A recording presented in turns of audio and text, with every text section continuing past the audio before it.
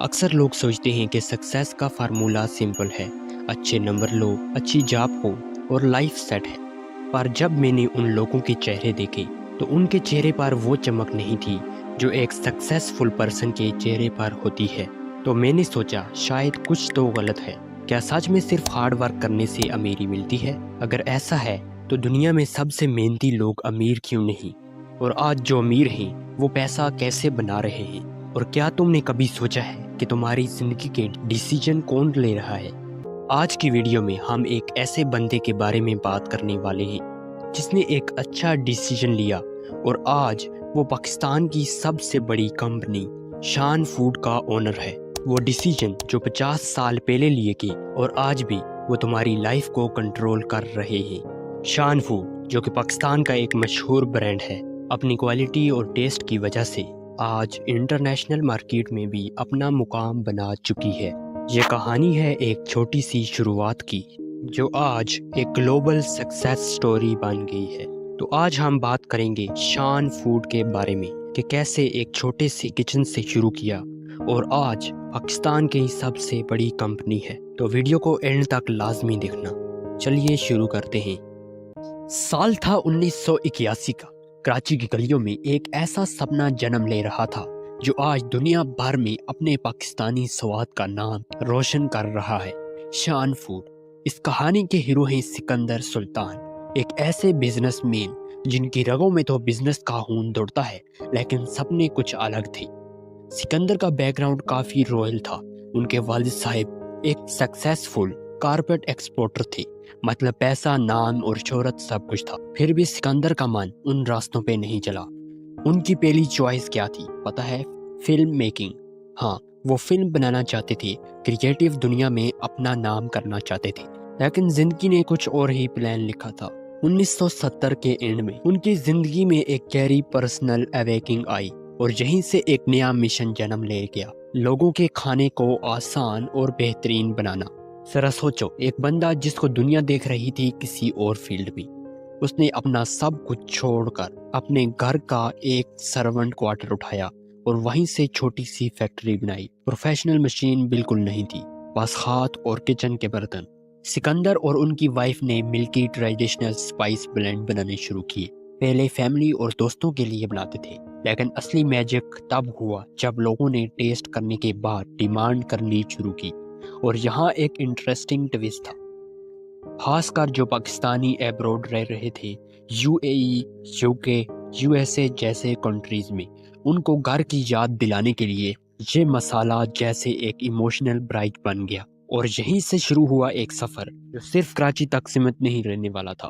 کبھی سوچا ہے ایک چھوٹی سی کچن میں ہاتھ سے بنائے ہوئے مسالے 70+ کنٹریز میں بک سکتے ہیں؟ اب کہانی اور بھی دلچسپ ہونے والی ہے۔ اب جب آپ اپنے سپنے شروع کرتے ہو، دنیا آپ کو ویلکم پارٹی نہیں دیتی، اور سکندر کے ساتھ بھی کچھ ایسا ہی ہوا۔ پہلا چیلنج پیسے کی تنگی۔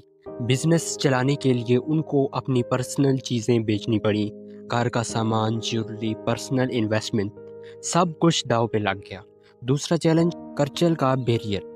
اس ٹائم پاکستان میں ریڈی میڈ مسالے کو سیکنڈ کلاس مانا جاتا تھا۔ لوگ کہتے تھے اپنی ماں کے ہاتھوں کا مسالہ ہی اصلی ہے، یہ پیکٹ والے کیا جانے۔ سکندر کو یہ سوچ توڑنی تھی۔ تیسرا چیلنج کمپٹیشن۔ نیشنل فوڈ جیسے پلیئر پہلے ہی مارکیٹ میں بڑے نام بنا چکے تھے اور شان بس ایک سپنا اور کوالٹی کے بھروسے۔ لیکن سکندر نے کچھ الگ سوچا۔ ان کو پتا تھا کنسسٹنسی اور کوالٹی، ہر پیکٹ میں وہی سواد ہوا، وہی خوشبو ہوئی، چاہے کراچی کی دکان ہو یا لندن کا سپر مارکیٹ۔ انسپائریشنل برانڈنگ، اچھی پیکنگ، ہائیجینک پروڈکشن اور ٹرسٹ بلڈ کرنا۔ سکندر کا ویژن سمپل تھا، جو گھر کا سواد دیتا ہو لیکن ورلڈ کلاس پریزنٹیشن کے ساتھ۔ اور دھیرے دھیرے ایک چھوٹی سی لائل کسٹمر بیس بن گئی۔ جو لوگ یو کے، کینیڈا یا مڈل ایسٹ میں اپنے گھر کا ٹیسٹ مس کرتے تھے، ان کے لیے شان ایک لائف لائن بن گیا۔ کبھی سوچا ہے ایک پیکٹ مسالے کا ایک پرانی یاد تازہ کر سکتا ہے، ایک سمیل، اور آپ سیدھا اپنی ماں کے کچن میں لوٹ جاتے ہو۔ بس شان نے یہی میجک کیپچر کیا۔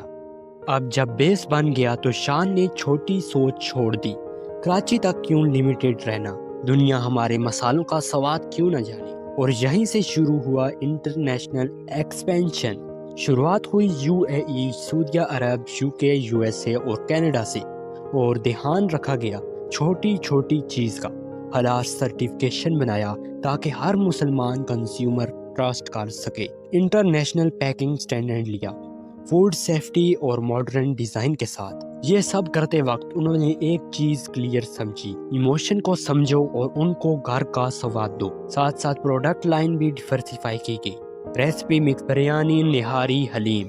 شان کے پاس ہے نوڈلز بھی۔ شان کا کلیئر ویژن تھا، ہم صرف مسالے نہیں، پورا کچن سلیوشن دیتے ہیں۔ ایک کمپنی جو صرف بریانی کا مسالہ بنا رہی تھی، آج آپ کو رس ملائی اور نوڈل تک دے رہی ہے۔